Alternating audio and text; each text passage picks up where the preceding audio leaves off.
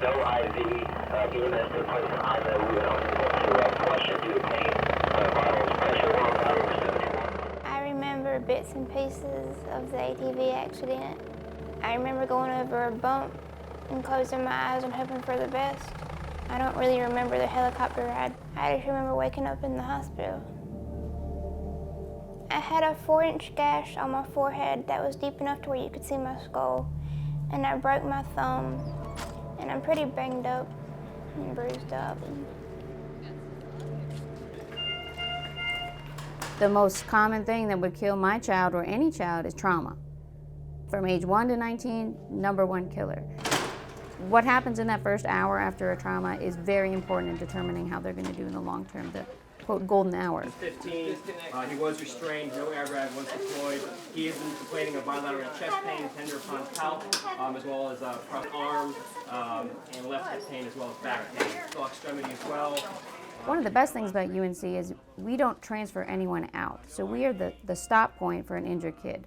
There's not a single specialist that you would need that you don't have here. We have everything here. You don't need to go anywhere else.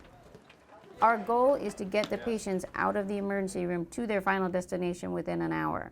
And a lot of times for the sick patients, that will be the ICU. We're the hub. Everything happens through us. We're involved with all different aspects of a critically ill child. No critically ill child gets admitted to the North Carolina Children's Hospital without our involvement.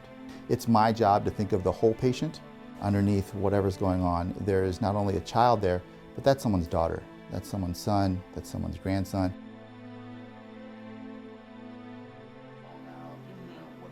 You get to see families at some of the most crucial times, and as a former educator, one of the things that I can do in that time period is help educate families and help lead them through that difficult time and say, I know that you've not seen this. I know this is a tremendous burden and this is a tremendous event in your life. Let's walk through this together and talk about what's next. We're in this together. We're going to keep moving forward.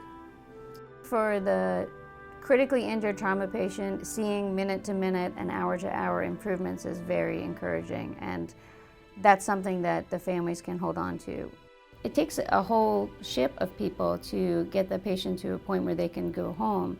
That requires, physical therapists, occupational therapists, nutritionists, and intensivists. I think what's unique here at UNC is the camaraderie between all the teams that work together.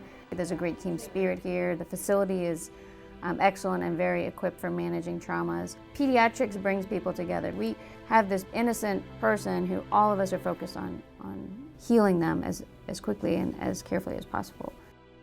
I think everyone is here for one purpose, and it shows.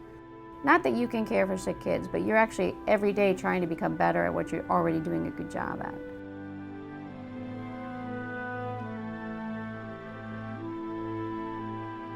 In the immediate acute phase, we're all business. But when you have a chance to take a breath and step back and you see a sick kid, I want to say that we're very good at managing these patients because we see our own child lying in that bed sometimes. And we think, what can we possibly do to support this family and to make this child better?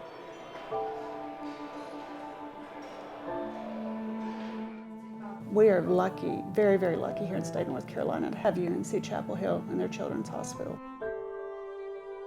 Everybody has been fabulous. They've just treated us like gold. I get to go home.